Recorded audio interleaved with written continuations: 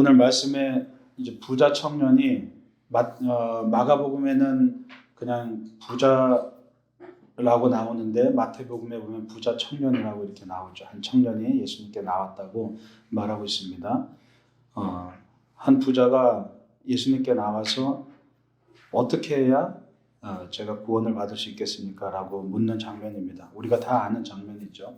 그러면서 우리가 누구나 다 아는 말씀, 낙타가 바늘기에 들어가는 것보다 부자가 천국에 가는 것이 더 어렵다라고 그렇게 말씀하십니다.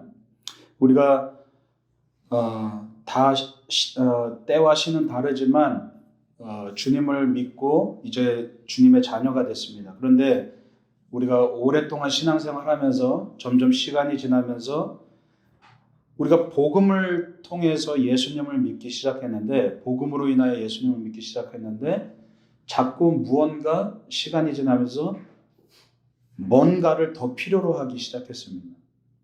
예수님께서는 제자들에게 제자로 살아가기 위해 거추장한 것들을 다 버리고 나를 따르라라고 그렇게 말씀하시죠. 그래서 예수님께서는 계속해서 버리라라고 말씀하십니다. 그리고 제자 전도여행을 보낼 때도 제자들에게 더 갖추지 말고 그냥 신발과 네가 입고 있는 옷 그것과 지팡이 하나만 들고 가라라고 그렇게 말씀하시죠. 계속해서 예수님께서는 나를 따르려면 자꾸만 버려야 한다라고 말씀하시는데, 자꾸 우리는 신앙생활하면서 자꾸만 뭔가를 쌓아갑니다.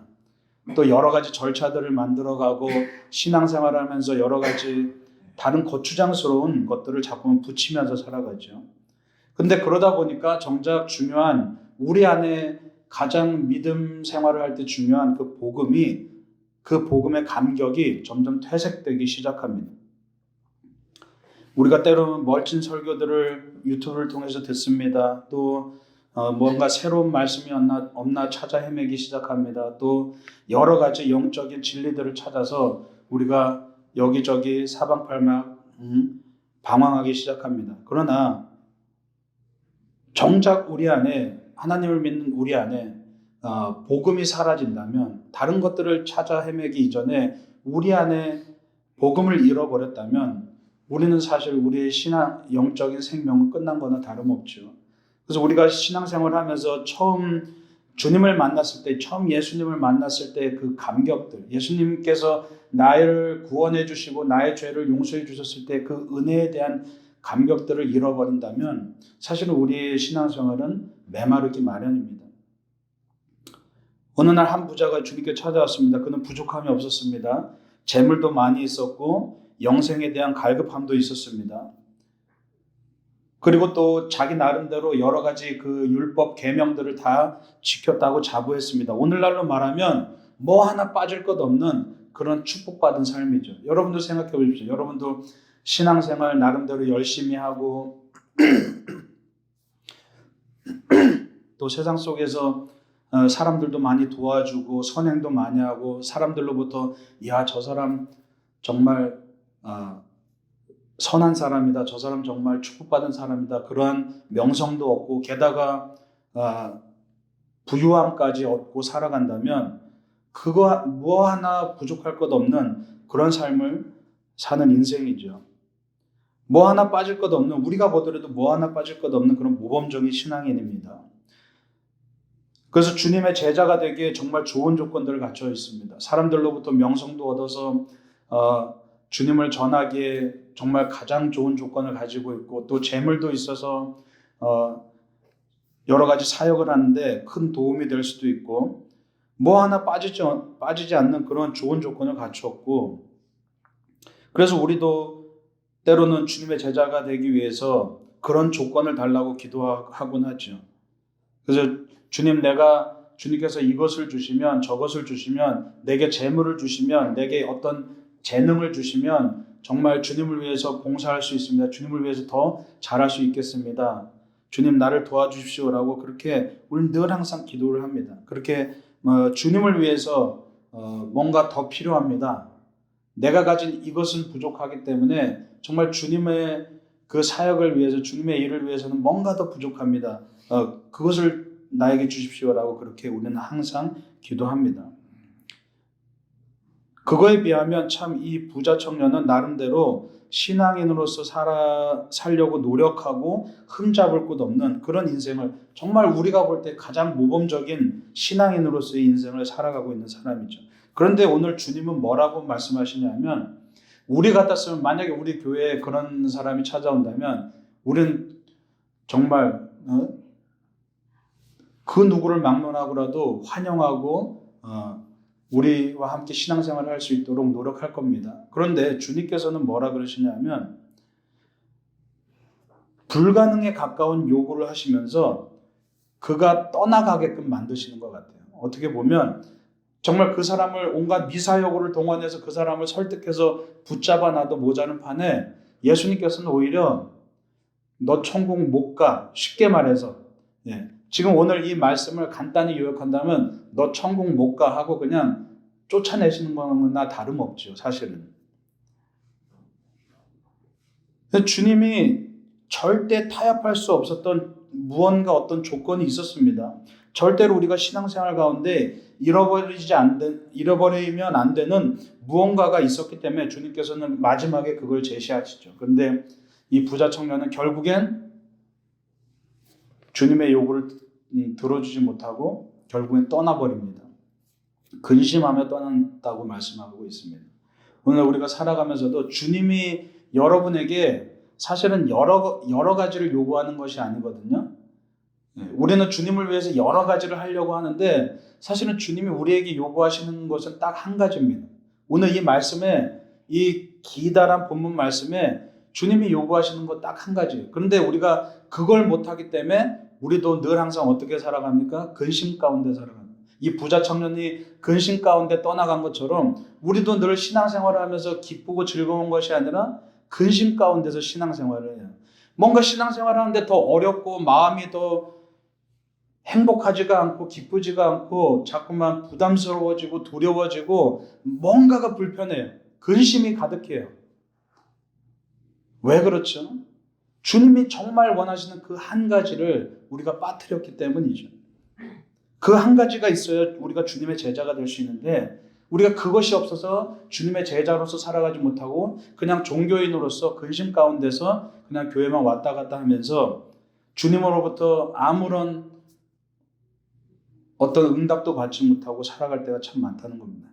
오늘 우리가 이 말씀을 통해서 그 한 가지가 무엇인지를 좀 한번 생각해 봤으면 좋겠습니다.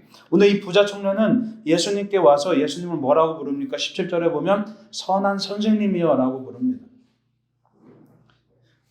무슨 말입니까? 주님을 구주로 고백하고 주님을 나의 유일한 구원자로 고백하는 것이 아니라 그냥 선한 선생님이라고 부르죠. 이 호칭 가운데는 그 사람의 정체성이 들어있고 내가 누군가를 불렀을 때 그 상대방의 정체성을 가리킵니다. 그 얘기는 뭐냐 하면 예수님을 그리스도로 인정한 것이 아니라 단순히 그냥 선한 선생님, 어떤 내가 모르는 또 다른 지혜를 가르쳐 줄 만한 그런 선생님으로 그렇게 인정한 것이죠. 쉽게 말해서 부자 청년이 예수님께 찾아온 목적이 바로 이 호칭 가운데 다 담겨 있는 겁니다. 내가 정말 주님께 구원을 원하고 내가 정말 주님께 구원을 얻기를 원한다면 주님을 구주로 부르고 주님을 그리스도로 불러야 되는데 이 사람은 주님을 선한 선생님이라고 불렀습니다. 그 말은 뭡니까? 이 사람이 주님께 와서 얻고자 하는 것이 뭡니까? 다른 것이 아니라 내가 구원을 받기 위해서 율법에 나타난 수많은 것들을 했는데 뭔가 2% 모자란 것을 내가 느끼고 있는데 그 나머지 모자란 그 지혜를 예수님이 채워줄 것이라고 그렇게 생각을 한 거죠. 이 부자 청년은 자신의 인생의 문제를 해결하기 원했습니다. 돈도 많습니다. 배울 만큼 배웠습니다. 또 여러 가지 명예와 권력을 얻었습니다. 이제 마지막으로 이것을 내가 이 땅에서만 아니라 영원히 누릴 수 있는 방법을 찾았던 거죠. 예수님을 내 그리스도로 인정했던 것이 아니라 내가 가지고 있는 이것들을 내가 세상의 지혜로 생각해 보건대 앞으로 미루어 보건대 내가 가지고 있는 이 좋은 것들을 고작 해봐야 100년 정도만 누릴 수 있는데 그것뿐만이 아니라 내가 죽어서도 영원히 이 좋은 것들을 누릴 수 있는 방법이 무엇인지를 예수님께서 알려달라고 그렇게 말하는 겁니다. 쉽게 말해서. 그래서 사실 이 사람은 예수님께 별 관심이 없었습니다. 자기 삶에 오히려 더 관심이 있었던 거죠. 하나님이 자기 삶의 목적이 아니라 내 삶의 목적이기 때문에 예수님께 찾아온 것이 아니라 내 영광을 도와줄 하나의 수단으로서 예수님께 지혜를 구했던 겁니다. 하나님이 자기 삶의 목적이 아니라 자신의 영광의 삶의 목적이었던 거죠. 그래서 하나님을 위한 나로 사는 것이 아니라 나를 위한 하나님을 찾았던 겁니다. 오늘날 우리가 신앙생활 하면서도 우리가 하나님을 믿는다고 하지만 과연 내가 나를 위한 하나님을 찾는 것인지 아니면 하나님을 위한 나를 추구하는 것인지 우리가 한번 되돌아봐야 할 필요가 있는 거죠. 하나님이 우리 삶의 목적이신데 어느 순간 하나님이 우리 삶의 수단이 되어버립니다. 이 세상의 좋은 것들을 끌어안고 이것을 버리지 못해서 100년뿐만이 아니라 영원히 이것을 끌어안기 위해서 하나님을 수단으로 여기는 그런 신앙생활을 하고 있을 때가 우리 가운데 많다는 얘기입니다. 삶의 목적이 하나님의 영광이 되지 않으면 우리는 하나님 없이 하나님을 예배하게 됩니다. 이 시간 우리가 하나님을 예배하는데 우리가 이 자리에 앉아서 찬양하고 말씀 듣는다고 예배하는 것이 아니라 정말 내 안에 하나님이 함께 하실 때 하나님을 예배하는 것인데 내 안에 하나님이 안 계시고 하나님이 내 삶의 목적이 되지 않고 하나님이 단지 내 영화로운 이 땅에서의 삶의 수단으로 전락해버리면 우리는 이 시간 하나님 없이 하나님을 예배하는 꼴이 되어버린다는 얘기입니다. 그것처럼 하나님을 비참하게 만드는 건 없죠. 정작 우리가 하나님을 예배한다고 이 자리에서 찬양하는데 오히려 주님을 십자가에 못 박고 오히려 주님의 이름을 더럽히고 주님을 비참하게 만드는 꼴이 되어버릴 수 있다는 얘기입니다. 여러분, 하나님의 사랑이 복음으로 우리 가운데 드러났습니다. 우리의 삶은 하나님 아니면 설명이 안 되는 삶입니다. 그래서 하나님을 인정하면서 살아가는 것이 겸손이고 또 이 땅 가운데서 정말 하나님이 나의 선생님이 아니라 단지 나에게 이 땅을 어떻게 더 행복하게 살아갈 수 있는 지혜를 던져주는 그런 선생님이 아니라 주님이 나의 구주이심을, 하나님이 나의 유일한 구원자이심을, 예수님이 나의 유일한 그리스도가 되심을 고백하면서 살아가는 것이 진정한 신앙인 줄 여러분 믿으시기 바랍니다. 정말 믿어야 됩니다. 우리 며칠 전에 말씀 묵상할 때 어떤 말씀이 있었습니까? 주님께서 다른 말 안 하시고 제자들에게 무화가 말라 죽어가는 그 무화과 나무를 보시면서 다른 말씀 안 하시고 그냥 한마디 던지십니다. 하나님을 믿으라. 그 한마디 던지시는 거예요. 예, 사실 우리 신앙생활이라는 것은 뭡니까? 하나님을 믿으면 그러면 되는 겁니다. 근데 왜 자꾸 이 부자 청년이 근심 가운데서 떠나갑니까? 왜 자꾸 근심 가운데 있습니까? 하나님을 믿으면 되는데 그 믿지를 못하는 거예요. 내가 움켜쥐고 있는 이것들을 놓으면 하나님을 믿을 수 있고 내가 영생에 거할 수 있는데 이걸 놓지 못하기 때문에 우리가 근심 가운데 살아간다는 겁니다. 그래서 우리 가운데 이 복음의 감격과 능력을 회복하려면 먼저 하나님을 여러분 인정하시기 바랍니다. 내 삶의 수단이 아니라 나의 행복과 나의 부유함과 나의 영원한 생명을 위한 하나의 수단으로서 하나님을 찾는 것이 아니라 정말 하나님 그분 자체가 내 삶의 목적이 되어야 된다는 겁니다. 그래서 하나님을 내 삶의 목적으로 여기고 그분의 영광을 위해서 살아가는, 나의 영광이 아니라 하나님의 영광을 위해서, 내 이름이 아니라 예수의 이름으로 이 땅을 살아가는 여러분 되시길 간절히 축원합니다. 여러분, 이 부자 청년이 주님을 부르고 찾아왔을 때 예수님께서 뭐라 그러시냐 하면 몇 가지 계명들을 나열하십니다. 살인하지 말라, 간음하지 말라. 내가 어떻게 구원받을 수 있습니까? 그래. 그러면 너 살인하지 마, 간음하지 마, 거짓 증언하지 마, 부모를 공경해. 이런 10계명의 몇 가지 율법들을 쭉 나열을 하시죠. 왜 그러십니까? 근데 오늘 말씀에 가만히 보면 10계명 중에서 첫 번째부터 네 번째 계명은 말씀 안 하시고 그 다음 계명들을 말씀하시죠. 다 의도가 있는 겁니다.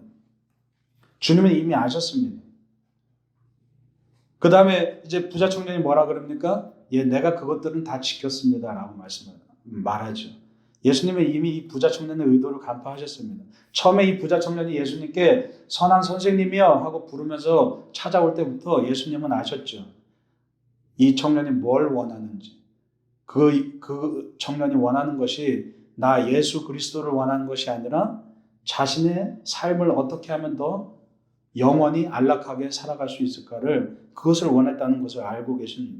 그래서 예수님께서는 이 청년이 사실은 하나님에 대한 관심이 없다는 걸 아시죠. 그래서 첫 번째부터 네 번째 하나님에 대한 계명은 말씀하지 않으십니다. 그러면서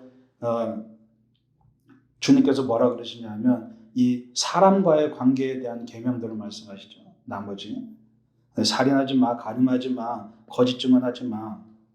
그랬더니 이 부자 청년이 네, 그런 것은 제가 이미 다 지켰습니다 라고 말합니다.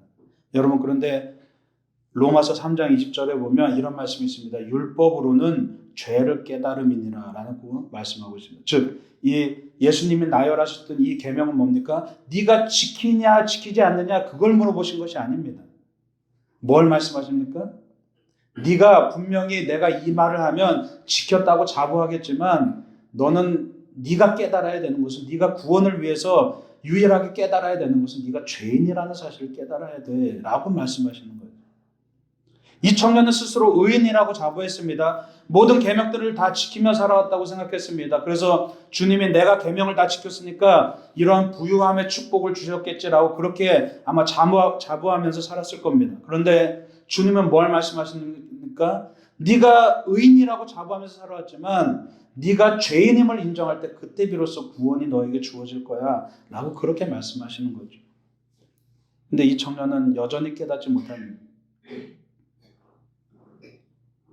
우리가 지난번에 함께 나눴습니다. 의인은 구원받지 못한다고 말씀드렸습니다. 누가 구원받습니까? 죄인이 구원받는 겁니다.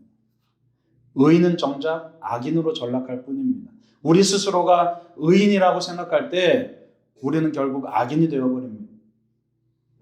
우리가 죄인이라고, 내가 주님 앞에서 정말 벌레만도 못한 죄인이고 정말 이 땅에서 아무것도 선한 것이 없는 그러한 죄인이기 때문에 내가 오직 주님을 원합니다라고 그렇게 내가 죄인됨을 고백할 때 비로소 주님께서 우리를 의인으로 삼아주시는 줄 믿으시기 바랍니다. 의인은 내가 의인이 된다고 의인이 되는 것이 아니라 주님이 나를 의인으로 삼아주실 때 그때 우리가 의인이 될 수 있는 겁니다. 그런데 이 청년은 자기가 절대 죄인이라고 생각하지 않습니다. 내가 누구보다도 이 율법을 잘 따르는, 세상에서 누구보다도 도덕을 잘 지키고 세상에서 누구보다도 이 율법을 잘 지켰던 의인이라고 그렇게 자부하면서 주님 앞에 찾아오는 겁니다. 그러나 율법을 다 지켰다는 이 자만에서 벗어나서 결국 구원에 대한 것은 내 스스로 해결할 수 없는 문제라는 것을 우리가 깨달아야 된다는 것이죠. 그리고 주님이 뭘 원하십니까? 무력한 자가 되어서, 연약한 자가 되어서 내 힘으로는, 주님 없이는 내 힘으로는 단 1%도 선한 것이 없고 아무것도 할 수 없다는 것을 깨닫고 주님 앞에 엎드리라는 것입니다. 여러분, 낙타가 바늘길을 통과할 수 없듯이 하나님의 은혜 아니고서는 인간의 힘으로는 구원을 받을 수 없다고 주님께서 말씀하시는 줄 믿습니다. 부자가 천국에 들어가는 것이 낙타가 바늘길 통과하는 것보다 더 어렵다는 말이 뭡니까? 부자는 천국에 못 들어간다 이 뜻이 아니라 내가 여전히 세상에서 잔뜩 세상의 명예와 세상의 부유함과 세상의 것들을 잔뜩 움켜쥐고서 영적인 하나님의 나라에 들어갈 수 없다는 얘기를 하는 겁니다.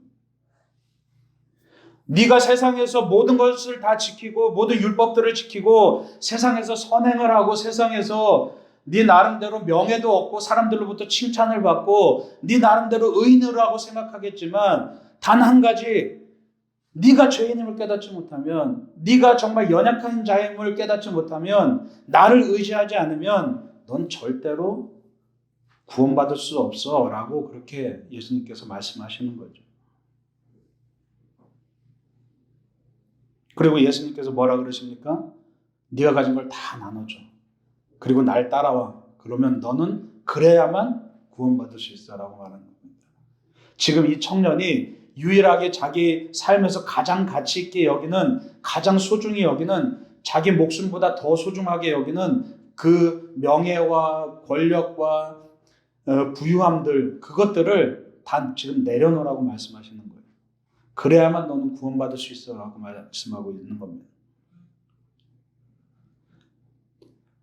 이 말은 뭐냐면 바로 네가 네 스스로 의인이라고 생각했던 것들을 내려놓으라는 얘기예요. 너 의인이라고 생각하지만 너 절대 의인 아니야. 네가 죄인이라고 고백해야 너는 구원받을 수 있어라고 그렇게 말하는 겁니다. 단순히 뭐 재산이 많으면 천국에 못 가고 재산이 적어야 천국에 가고 이런 뜻이 아니라 바로 네가 그동안 삶에서 움켜쥐고 있는 이 육적인 것들, 옛 자아들, 네가 그동안 움켜쥐고 있던 세상에서의 이 영화로움, 이것들을 내려놓고 정말 네가 얼마나 비참한 죄인인지, 네가 나 없이는 얼마나 정말 보잘것없는 그런 연약한 죄인인지를 깨달아야만 너는 천국에 갈 수 있어라고 그렇게 말씀하시는 거죠. 오늘날 우리가 신앙생활을 하면 할수록 오히려 더 큰 욕망을 가지고 살아가게 됩니다. 세상의 부귀와 영화와 더불어서 그 욕망이 죽어서도 끝나지 않도록 예수님이라는 영생의 보험을 들어놓는 거죠. 여러분 한번 생각해 보십시오. 우리가 기복신앙에 빠져서 세상에서 누리는 것들을 더 누리고 싶어 하죠. 그래서 이 땅에서만 누리는 것이 아니라 우리는 두려움이 있습니다. 죽어서는 어떻게 될까? 내가 이 세상에서 누리는 것들을 죽어서는 누리지 못하면 어떡하지? 그래서 때로는 주님께 빕니다. 주님께 빌면서 주님, 내가 영원토록 이 좋은 것들을 더 누리고 주님께서 천국에 가면 어마어마하게 좋은 것들이 있다고 말씀하셨으니까 내가 이 좋은 것들뿐만 아니라 더 좋은 것을 영원히 누리도록 나를 좀 도와주십시오. 이렇게 때로는 우리가 기도하면서 살아가는 거죠. 예수님을 하나의 보험처럼 여기면서 살아갑니다. 그래서 오히려 세상 사람들이 요즘에 뭐라 그럽니까? 크리스찬이 더 탐욕적이라고 그렇게 말하죠. 왜 그렇습니까? 우리 안에 버릴 것을 못 버리고 주님을 따르기 때문에. 그 말은 주님을 따른다고 하지만 내 안에 버릴 것을 못 버리기 때문에 주님을 따르는 것이 아니라 오히려 주님이 나를 따라오도록 자꾸 주님께 강요하면서 살아가죠. 그게 바로 기복신앙의 무서움입니다. 그거는 우상숭배보다도 더한 무서움이죠. 그게 바로 우상숭배죠. 그게 왜 우상숭배입니까? 내가 예수님을 따르는 것이 아니라 예수님이 나를 따라오도록 만들어버리는 거죠. 예수님의 이름을 철저하게 짓밟고 내가 예수의 이름을 믿는다고 겉으로는 말하지만 정작 예수의 이름을 가장 처참하게 짓밟고 더럽히는 그런 신앙생활을 할 때가 우리가 많다는 얘기입니다. 예수님께서 예루살렘 성에 올라가실 때 호산나 호산나 외치고 찬양했지만 바로 뒤에 돌변해서 예수님께 돌을 던지고 십자가에 못 박았던 그 모습이 바로 우리의 모습이라고 말씀하는 거죠. 그래서 나를 죽이는 것이 아니라 나를 오히려 더 키워가고 점점 마음이 무뎌져서 우리의 죄가 무엇인지도 모른 채로 점점 내가 잘났다고 내가 옳다고 그렇게 내 스스로 의인 삼아 내 스스로 의인이 되어서 내 스스로 신이 되어서 예수님을 따르는 것이 아니라 예수님 멱살을 잡고 나를 따르도록 그렇게 질질 끌고 가는 것이 바로 우리의 그런 삶이라는 얘기입니다. 여러분, 우리가 죄인임을, 정말 비참한 죄인임을 깨달으시기 바랍니다. 회개를 잃어버리면 복음을 잃어버립니다. 회개가 없으면 용서도 없습니다. 회개를 잃어버리면 구원도 없습니다. 복음을 잃어버리면 우리는 모든 것을 다 잃어버리는 겁니다. 주님께서 네 재산을 다 팔아 나눠주라라고 말씀하시는 건 뭡니까? 네가 그렇게 부자라고 자부하는데, 네가 그렇게 의인이라고 자부하는데 너는 모든 것을 다 버리고 거짓골이 돼봐야 돼. 그래야 네가 얼마나 비참한 죄인인지, 네가 아무것도 할 수 없는 그런 무능한 자인지를 깨닫게 될 거야. 그래야 내 은혜가 필요하고 그래야 네가 예수라는 이름이 필요할 거야 라고 그렇게 말하는 거죠. 여러분 복음의 능력을 되찾고 싶다면 먼저 주님 앞에 무릎 꿇으시기 바랍니다. 주님 앞에 뻣뻣하게 서서 주님 나를 따라오십시오. 내가 이러한 걸 하고 싶은데 내가 이것을 얻고 싶은데 주님 나를 좀 도와줘야겠습니다. 나를 따라오십시오라고 그렇게 건방진 신앙을 가진 것이 아니라 정말 겸손하게 주님 내가 주님 앞에 정말 보잘것없는 죄인입니다. 주님 내 믿음 없음을 도와주소서라고 고백했던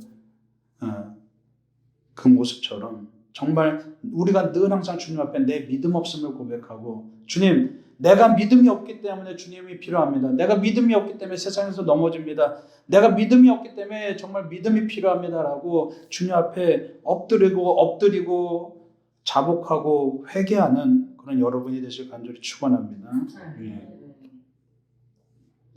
오늘 21절 말씀에 예수님께서 뭐라 그러십니까? 모든 걸 다 버리고 나를 따르라 라고 말씀하시죠. 우리가 제자로서 살아가는 건 뭡니까? 주님을 단순히 입으로만 믿는다고 해서 믿는 것이 아니라 주님을 따라야 되는 겁니다. 주님께서 다 버리라고 이야기하시는 것도 뭡니까? 나를 따르기 위해선 다 버려야 돼. 어떻게 네가 그 많은 무거운 짐들을 다 가지고 그 모든 것들을 가지고 나를 따를 수 있니? 주님을 따르기 위해서는 모든 걸 다 버려야 됩니다. 내 몸뚱이 하나만 있어야 주님을 따를 수가 있습니다. 내가 많은 것들이 있는데 그걸 어떻게 다 짊어지고 주님을 따를 수 있겠습니까? 그래서 주님은 자꾸 버리라고 말씀하시죠. 그 대신 주님께서 다른 것들을 채워주리라고 그렇게 말씀하십니다. 여러분 주님께서 마태복음 7장 21절에 그런 말씀하십니다. 나더러 주여 주여 하는 자마다 다 천국에 들어갈 것이 아니요 다만 하늘에 계신 내 아버지의 뜻대로 행하는 자라야 들어가리라 라고 말씀하십니다. 맨날 주여 주여 외치고 기도한다고 맨날 주님 도와주세요 하고 주님을 부르짖는다고 천국에 들어갈 것이 아니라고 말씀하고 있습니다. 뭐라고요? 아버지의 뜻대로 행하는 자가 들어가겠다라고 그렇게 말씀하시죠. 여러분 믿음과 순종은 뗄 수 없는 관계입니다. 믿음은 그리스도를 따르는 겁니다. 순종이란 게 뭡니까? 내 믿음을 마음속에만 간직하는 것이 아니라 내 믿음을 내 삶으로 증명해내는 거예요. 증명되지 않고서 우리가 그것이 어떻게 참이라고 이야기할 수 있겠습니까? 여러분 나는 진실합니다. 내 얘기를 들어주세요. 아무리 내가 떠들어봤자 증거가 없으면 증명하지 못하면 어떻게 그것이 참이라고 사람들이 인정하겠습니까? 순종이 없는 믿으면 그것은 믿음이 아니라는 얘기입니다. 증명되지 않는 믿음은 믿음이 아니라는 얘기입니다. 우리가 순종으로서 내 믿음을 증명해내는 것이고 그 믿음이 증명이 돼야지 주님께서 우리를 인정해 주신다는 얘기입니다. 그래서 주님께서는 끊임없이 나를 따르라. 가만히 서 있지 말고 지금 두려워서 너 가만히 서 있는데 가만히 서 있지 말고 나를 믿고 따르라는 얘기입니다. 지금 앞길이 어떻게 될지 어디로 내가 갈지 몰라서 두렵겠지만 그 두려움 때문에 네 평생을 가만히 거기 서서 아무것도 못하고 바보처럼 롯의 아내처럼 소금 기둥이 되어서 그 자리에 가만히 서 있는 것이 아니라 제발 날 좀 따라와. 날 좀 믿고 날 좀 따라와. 내가 해결해 줄게. 날 좀 따라와. 내가 구원해 줄게 라고 그렇게 말씀하고 있는 거죠. 여러분 행동이 능력인 줄 믿으시기 바랍니다. 망설이지 마십시오. 순종은 간단합니다. 그냥 따르면 되는 겁니다. 근데 우리가 왜 자꾸 어렵게 신앙생활하고 왜 자꾸 근심 가운데 신앙생활합니까? 오늘 이 부자 청년의 이야기에서 바로 나오잖아요. 순종하지 못하니까 따르지 못하니까 이걸 버리기 싫으니까 내가 쌓아왔던 것을 버리기 싫으니까 순종하지 못하고 근심 가운데 자꾸만 떠나가는 거죠. 따르기 싫으니까 어렵고 복잡해지는 겁니다. 여러분 정말 멋진 신앙생활을 하고 싶다면 여러분 단순해지시길 바랍니다. 신앙생활은 단순한 겁니다. 항상 이야기하지만 신앙생활은 쉽고 단순한 겁니다. 자꾸 우리가 우리 스스로를 어렵게 만들죠. 때로는 성경을 보면서 때로는 말씀을 들으면서 신앙생활하는 게 너무 어렵다. 왜 이렇게 어렵지? 라고 하지만 사실은 그것은 말씀이 어려운 게 아닙니다. 설교가 어려운 게 아닙니다. 그걸 내가 받아들이지 못하는 내 자신이 어려운 거죠. 순종하면 복음의 능력이 여러분의 삶 가운데 드러나기 시작하는 줄 여러분 믿으시기 바랍니다. 오늘 26절 말씀, 27절 말씀에 보면 제자들이 이제 예수님께서 부자가 천국에 들어가는 것이 너무나 어렵다, 불가능에 가깝다라고 말씀하시니까 제자들이 이제 뭐라 그러냐면, 아니 그러면 도대체 누가 구원을 받을 수 있습니까? 제자들도 지금 시각이 어떻습니까? 저 부자 청년은 분명히 구원받을 거야. 율법도 다 지켰고 저렇게 축복받은 삶도 살고 저 사람에 비하면 우리는 아무것도 아닌데 정말 우리에 비해서 저 사람은 정말 좋은 신앙을 가졌구나. 그렇게 제자들 스스로 나름 평가하고 있었는데 예수님께서 이렇게 말씀하시니까 제자들이 지금 놀라면서, 아니 저렇게 훌륭한 사람도 저렇게 축복받은 사람도 천국에 들어가지 못하면 우리 같은 이 가난뱅이들, 우리 같은 하루하루 벌어먹고 사는 우리 같은 사람들은, 별 볼 일 없고 교육도 받지 못하는 우리 같은 사람들은 어떻게 구원을 받습니까? 지금 그렇게 주님께 물어보는 거죠. 따지는 겁니다. 근데 예수님께서 뭐라 그러십니까? 사람으로는 할 수 없으되 하나님께서는 하실 수 있다라고 말씀하시죠. 바로 여기입니다. 이 말씀입니다. 인간의 힘으로 아무리 날고 기어봤자, 내 힘으로 아무리 주님 앞에 잘 보이려고 애써봤자 그것은 아무 소용이 없다는 겁니다. 왜요? 우리 안에 선한 것이 없기 때문에. 우리 안에 그 어느 것도 선한 것이 없고, 우리 안에 그 어느 것도 선을 행할 능력도 없고, 우리 안에 그 어느 것도 구원받을 자격이 없기 때문에 우리로서는 할 수 있는 게 아무것도 없다는 얘기입니다. 내 스스로 세상을 살아가면서 나름대로 칭찬을 받으면서 사람들이 칭찬할 때마다 우리 스스로 좀 의기양양하죠. 또 사람들에게 뽐내고 뭔가를 자랑할 때마다 의기양양하죠. 내가 좀 잘된 것 같고, 내가 좀 뭔가 멋진 사람 같고, 내가 좀 괜찮은 사람 같은데 사실 주님이 보실 때 우리는 다 하나같이 형편없는 죄인이라는 얘기입니다. 우리는 할 수 없으되, 그러나 주님께서 뭐라고 말씀하십니까? 하나님께서는 하실 수 있다라고 말씀하십니다.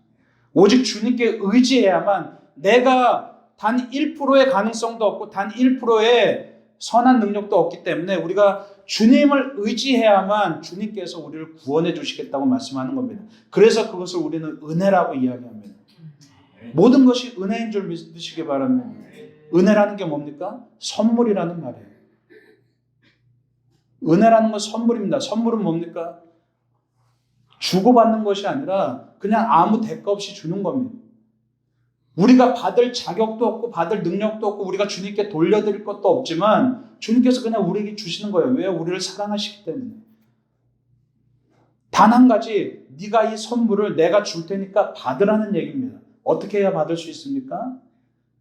우리가 죄인임을 인정하고 주님께 은혜를 원할 때 받을 수 있는 것이지, 여러분이 선물을 아무리 좋은 것을 준비해서도 상대방이 받지 않으면 그 선물은 아무것도 아닌 게 되어버리는 거예요. 내가 항상 의인인 것을 자랑하고 난 주님의 도움이 필요 없습니다. 난 예수님의 도움이 필요 없습니다. 내가 이미 잘 살고 있는데, 내가 이미 칭찬받으면서 내가 이미 멋지게 살고 있는데 당신의 도움이 필요 없습니다 라고 거절한다면 예수님의 그 십자가의 은혜가, 예수님의 그 십자가의 피 흘리신 그 보혈의 은혜가 무슨 소용이 있겠습니까?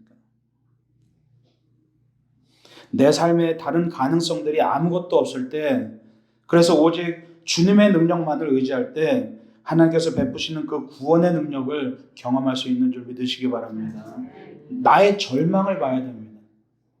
나의 절망을 봐야 주님 안에서 희망을 찾을 수 있는 겁니다. 복음이란 뭡니까? 예수님 때문에 우리가 살게 된 것이 복음입니다. 예수님이 죽으심으로, 예수님의 절망으로 인해서 우리가 희망을 얻은 것이, 그게 복음입니다.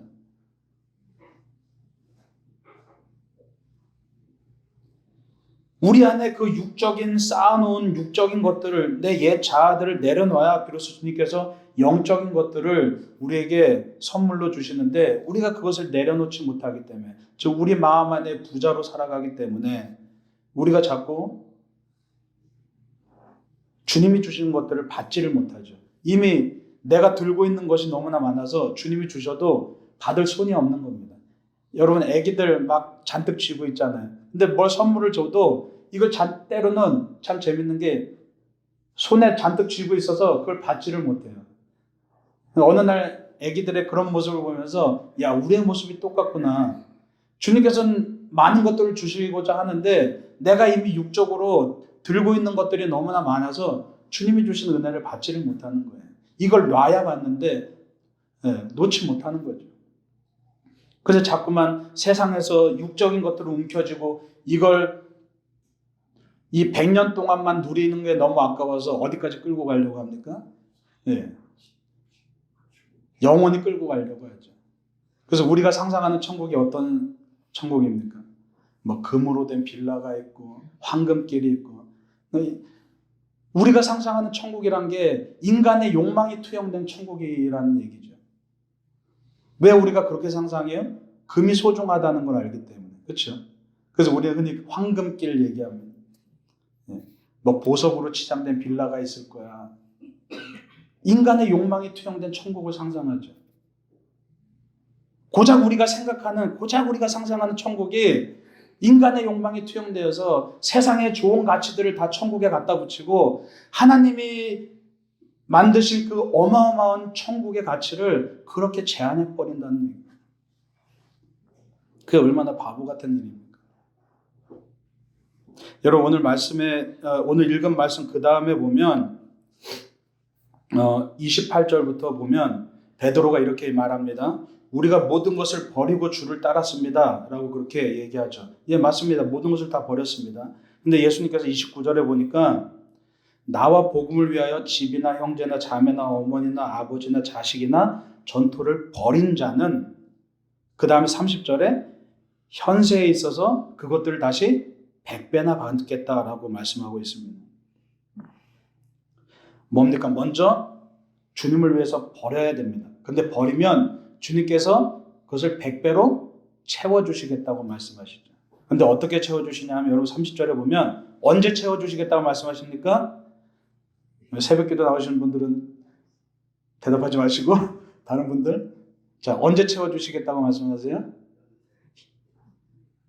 예, 현세에 채워주시겠다고. 죽어서가 아니라 지금 현세에 채워주시겠다고 말씀하셨죠. 근데 여러분 생각해 보세요. 자, 여기 말씀에서 30절 말씀에서 자, 집하고 전토는 굉장히 매력적인 말이에요. 그렇죠? 지금 현세에 집하고 땅을 100배를 불려주시겠대요. 좋으시죠? 별로 안 좋아하시네. 예, 이미 버릴 준비가 되어 계신가요? 자, 여러분 이 말씀을 가만히 보세요. 죽어서 내세가 아니라 천국의 오면이 아니라 지금 현세에 살아있을 동안 집과 땅을 100배나 불려주겠다라고 말씀하세요. 그렇죠? 그런데 중간에 말씀 보니까 거기까지는 우리가 쉽게 이해가 돼요. 굉장히 매력적이죠. 내가 정말 주님 앞에 순종하면 내가 죽기 전에 어마어마한 부자가 되는 거예요. 여러분 지금 가지고 있는 집이 100배가 된다고 생각해 보세요. 예? 한 2, 3억만 따져도 얼마예요? 예? 어마어마한 거부가 되는 겁니다. 그런데 여러분 오늘 말씀을 보면 형제와 자매와 어머니와 자식과 즉 내 가족들도 100배나 불려주시겠다는 거예요. 이게 가능한 걸까요? 이거 아무리 생각해도 상식적으로 불가능하죠. 그럼 이 말씀은 무슨 말씀을 하시는 걸까요? 우리가 주님께 순종하고 주님의 제자가 되면 내 집이나 땅과 가족들을 버리면 주님께서 그것들을 100배로 채워주시겠대요. 근데 여러분 지금까지 역사적으로 예수님을 가장 잘 믿는다고 하는 사람들도 이렇게 된 사람 보셨어요? 없죠. 집하고 전토까지는 뭐 록펠러나 우리가 잘 아는 그런 크리스찬 부자들, 그런 사람들은 이해가 돼요. 그렇죠? 집하고 전토는 100배가 될 수 있어요. 그런데 가족이 100배가 됐다. 이건 지금까지 못 찾아보셨죠? 여러분 이 말씀은 뭡니까?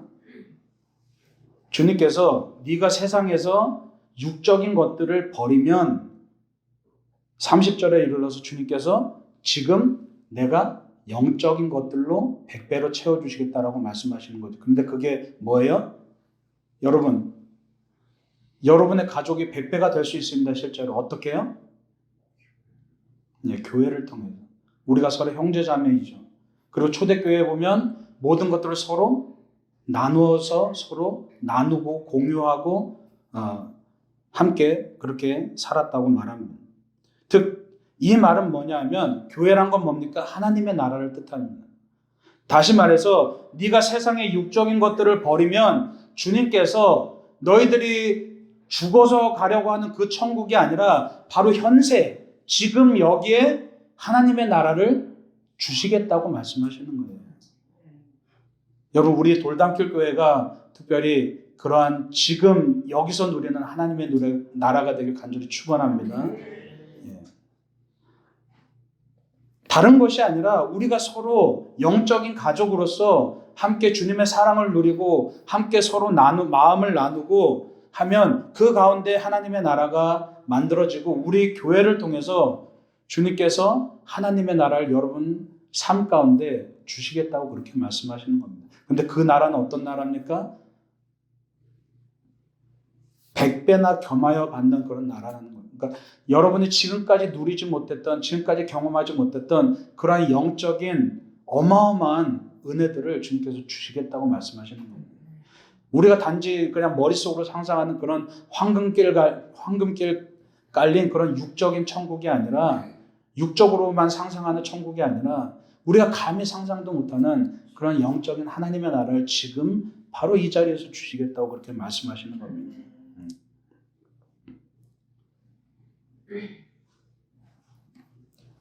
그런데 물론 그것에 따르는 박해도 있습니다. 오늘 말씀해 보니까 박해를 겸하여 받겠다라고 말씀합니다. 잘 나가다가 여기서 딱 끊기죠. 네. 박해하면 겁납니다. 저도 이제 인도에 9년 동안 있었지만 박해들이 굉장히 많았어요. 네. 겁나죠. 사실 두렵죠. 근데 주님께서 박해도 겸하여 받겠다라고 말씀하십니다. 또 우리가 알기로 제자들도 예수님의 그 12제자들도 박해를 받고 다 순교했죠. 그래서 이 말씀에서 참 우리가 걸리는데 여러분 이 말씀은 뭡니까? 오늘날 우리가 살아가면서 예수님을 따름으로써 오는 세상에서의 다양한 압박이 있습니다. 다양한 부담감들이 있습니다. 이것이 다 박해죠. 사실 여러분들이 이 한국 땅에서 살아가면서 박해가 뭐가 있겠습니까? 내가 예수 믿는다고 해서 박해받는 게 뭐가 있겠습니까? 이 말씀은 무슨 뜻입니까? 사실은 박해는 어디서 옵니까? 사실은 내 스스로에서부터 오죠. 밖에서 오는 박해만이 박해가 아니라 정말 무서운 박해는 내 스스로부터 옵니다. 여러분이 예수님을 믿는다고 다짐하고 정말 내가 모든 것을 내려놓고 주님을 따른다고 그렇게 순종하겠다고 결정하는 그 순간부터 끊임없이 내 안에서는 또 다른 내가 나를 박해하기 시작합니다. 너 그렇게 살 수 있어? 너 예수를 따르는 게 얼마나 힘든 일인 줄 알아? 지금 세상에서 누리던 그 좋은 것들, 그 유흥들 얼마나 좋니? 네가 그걸 버릴 수 있어? 네까짓 게? 너 못 버려. 우리 안에서 끊임없는 박해가 일어나죠. 우리 안에 끊임없는 또 다른 나와 옛 자아가 끊임없이 나를 박해합니다. 여러분 예수를 따르는 길은 결코 쉽지 않습니다. 세상 사람들이 뭐라 그래서가 아니라 차라리 세상 사람들이 뭐라고 하고 세상 사람들이 우리를 옥죄면 그것은 얼마든지 견딜 수 있습니다. 예수님의 12제자들도 또 나머지 사도들도 그렇게 견뎌내며 순교했습니다. 그런데 가장 무서운 게 뭡니까? 가룟 유다가 어떻게 죽었습니까? 바깥의 박해를 견디지 못해서 죽은 것이 아니라 자기 안의 박해를 견디지 못해서 자기 스스로 파멸했죠. 그게 가장 무서운 거죠. 여러분 주님께서도 부자가 천국에 들어가는 것이 가장 어렵다고 말씀하셨습니다. 왜 그렇습니까? 부자는 즉 세상의 것을 가득 움켜쥔 사람은 자기 스스로의 박해를 견디지 못합니다. 그러나 그 말을 뒤집어 보자면 뭡니까? 마태복음 5장 3절 말씀처럼 심령이 가난한 자는 천국이 저희의 것이다 라고 말씀하시죠. 단순히 재물이 많은 사람이 천국 못 들어가고 재물이 없는 사람이 천국에 들어가고 그 얘기가 아니라 내가 세상의 것들을 움켜쥐고 날마다 내 속에서 일어나는 박해를 감당하지 못하고 무너져 버리면 우리는 천국에 들어가지 못한다는 얘기입니다. 그러나 내가 정말 내 안에 움켜진 것들을 버리고 날마다 나 자신과의 싸움에서 승리하고 주님을 붙잡으면, 그리고 내가 죄인임을 고백하고 주님을 붙잡으면 그 천국이 바로 지금 이 순간에 우리의 것이 된다고 말씀하시는 줄 믿으시기 바랍니다. 중요한 건 여러분의 결단입니다. 내가 버리느냐 안 버리느냐. 그래서 내가 이걸 버리지 못하고 지옥 속에서, 근심 속에서 살아가느냐, 내가 이거를 과감하게 버리고 주님을 따르면서 정말 천국 속에서 진정한 기쁨 속에서 살아가느냐는 우리 스스로의 결단이죠. 그래서 적어도 우리 돌담길 교회 성도님들만큼은 종교인으로 살아가지 않았으면 좋겠습니다. 예. 정말 우리 모인 인원이 얼마 되지 않는다 할지라도 정말 우리 안에서 초대교회처럼 주님의 뜻을 이루고, 정말 우리 안에 우리가 가족이잖아요.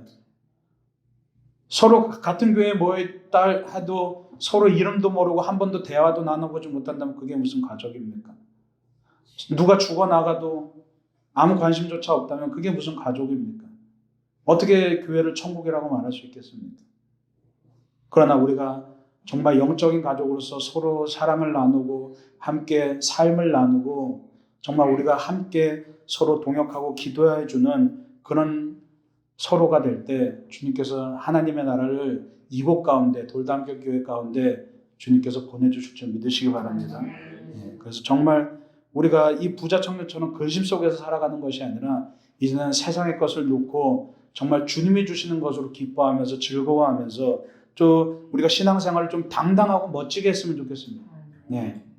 비루하게 살지 말고 정말 당당하고 멋진 그런 크리스찬이 되시길 간절히 축원합니다.